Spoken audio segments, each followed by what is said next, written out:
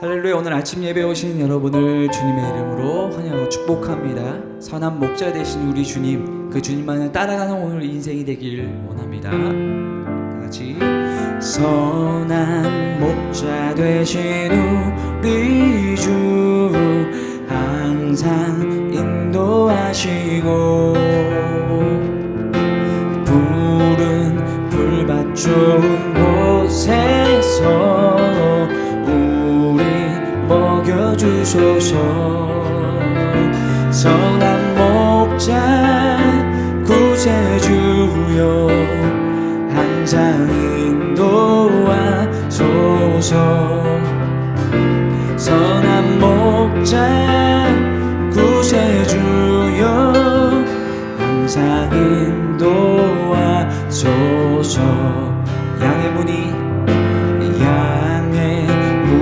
되신 예수여 우리 영접하시고 길을 잃은 양의 무리를 항상 인도하소서. 선한 목자 구세주여 기도 들어주소서.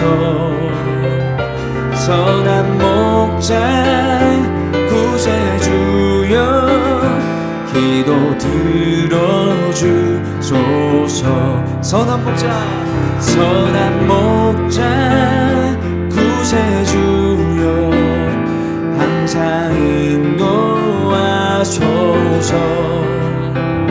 선한 목자 구세주여 항상 인도하소서. 제36장.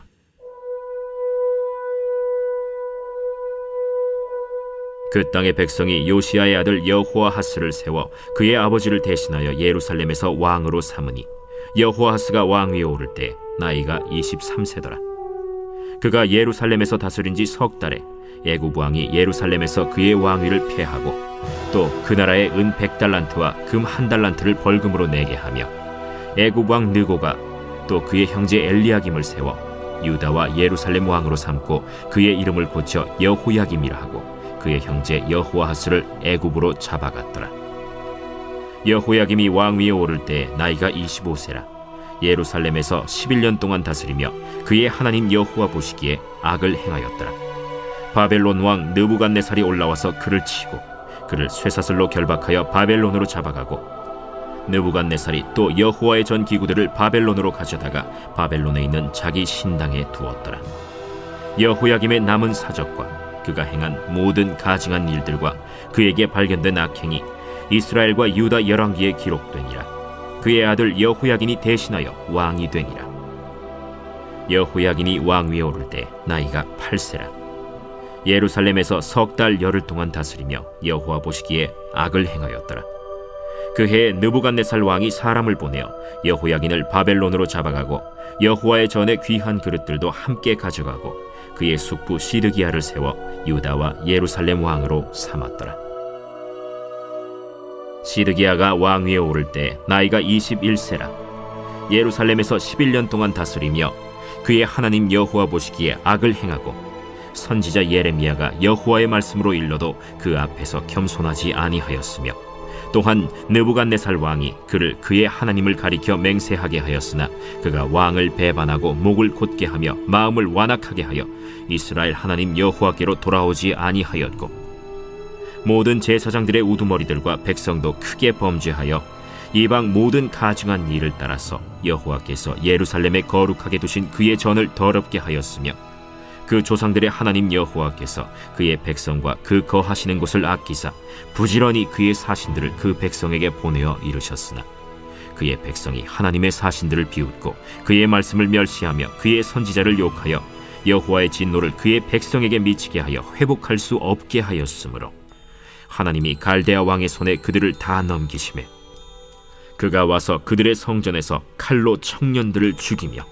청년 남녀와 노인과 병약한 사람을 긍휼히 여기지 아니하였으며 또 하나님의 전의 대소 그릇들과 여호와의 전의 보물과 왕과 방백들의 보물을 다 바벨론으로 가져가고 또 하나님의 전을 불사르며 예루살렘 성벽을 헐며 그들의 모든 궁시를 불사르며 그들의 모든 귀한 그릇들을 부수고 칼에서 살아남은 자를 그가 바벨론으로 사로잡아가매 무리가 거기서 갈대아 왕과 그의 자손의 노예가 되어 바사국이 통치할 때까지 이르니라. 이에 토지가 황폐하여 땅이 안식년을 누림같이 안식하여 70년을 지냈으니 여호와께서 예레미야의 입으로 하신 말씀이 이루어졌더라. 바사의 고레스 왕 원년에 여호와께서 예레미야의 입으로 하신 말씀을 이루시려고 여호와께서 바사의 고레스 왕의 마음을 감동시키심에 그가 온 나라에 공포도 하고 조서도 내려 이르되 바사 왕 고레스가 이같이 말하노니 하늘의 신 여호와께서 세상 만국을 내게 주셨고 나에게 명령하여 유다 예루살렘의 성전을 건축하라 하셨나니 너희 중에 그의 백성된 자는 다 올라갈지어다. 너희 하나님 여호와께서 함께 하시기를 원하노라 하였더라. 사랑하는 라이프 처치 성도 여러분, 오늘은 역대하 36장을 통해서 하나님의 음성을 듣고자 합니다. 역대하 36장에는 이스라엘의 그 마지막 가장 힘들고 어려운 왕들의 이야기가 기록되어져 있습니다. 요시아 왕이 애굽의 느고 왕 그 중간에 막아서다가 죽음을 당하고 난 이후에 이스라엘 유다 백성들은 굉장히 힘든 시간을 보내게 됩니다. 그때 하나님이 마지막까지 이스라엘 백성들을 포기하지 않고 그들이 하나님께 돌아오기를 바라는 간절한 마음으로 계속해서 경고하시고 권면해 주시는 그런 내용이 담겨져 있어요. 15절 16절 보면 그 조상들의 하나님 여호와께서 그의 백성과 그 거하시는 곳을 아끼사, 하나님이 정말 아꼈어요.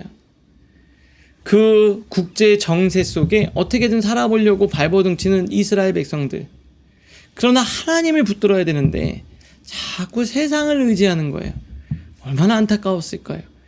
얼마나 아꼈습니까? 그래서 어떻게 합니까? 아끼사 부지런히 그의 사신을 그의 백성에게 보내어 이르셨으나, 계속해서 하나님의 말씀을 들려주시는 거예요. 여러분도 마찬가지예요. 하나님이 여러분들을 너무나도 아껴요. 우리 사랑하는 라이프 처치 성도님들을 너무나도 아껴서 에브리데이 위드 갓을 통해서 말씀을 주시고, 때로는 주일 말씀을 통해서 주시고, 목장을 통해서, 아니면 신방을 통해서, 아니면 주변 동료를 통해서, 찬양을 통해서 계속 여러분들에게 말씀해 주세요. 여기 보니까 이렇게 되죠. 아끼사 부지런히 그의 사신을 그의 백성에게 보내어 이르셨으나. 그런데 문제가 뭐냐면 16절이에요. 그의 백성이 하나님의 사신들을 비웃고 그 말씀을 멸시함으로. 그냥 듣지 않은 거죠. 여기는 비웃고 말씀을 멸시했다. 하나님의 말씀이 들리는데요, 비웃고 멸시하고 하나님의 선지자를 욕하고, 그러니까 하나님이 회복시킬 수가 없는 거예요. 혹시 이 모습이 저와 여러분의 모습은 아닐까? 하나님은 우리를 사랑하시기 때문에 계속해서 우리에게 말씀을 주세요.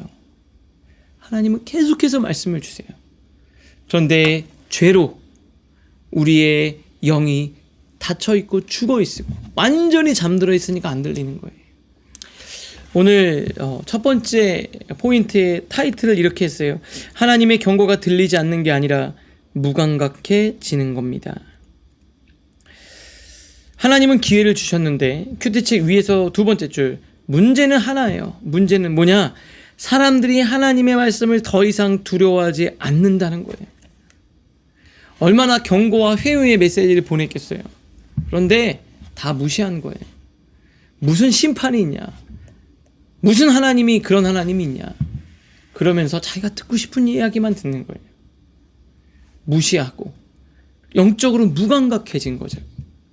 오늘 말씀을 통해 계속해서 여러분에게 음성을 들려주시는데, 그 음성이 귀에 들리고 마음에 감동이 있고 삶으로 돌이킴이 있는 여러분들 되실 수 있기를 바랍니다.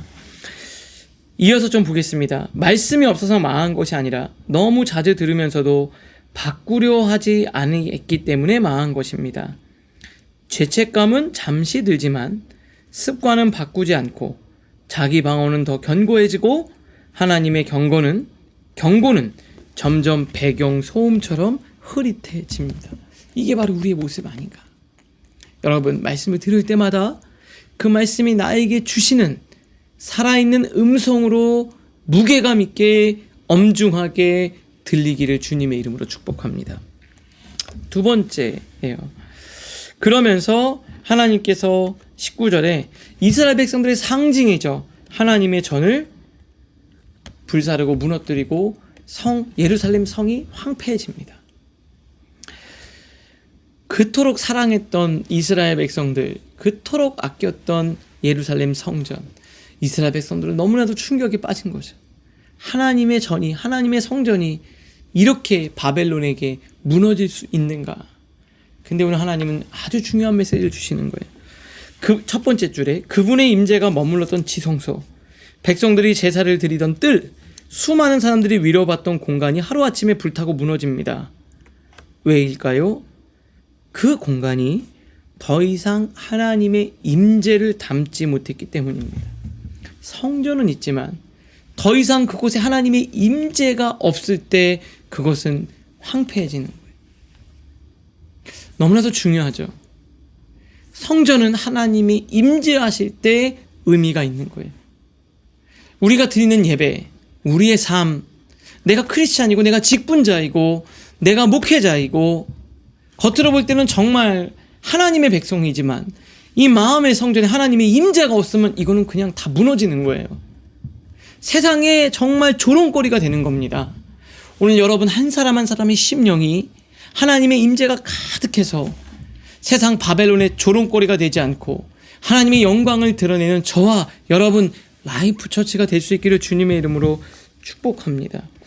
형식은 남고 본질은 사라지니까 그 공동체는 하나님께서 껍데기를 다 치워버리시는 거예요.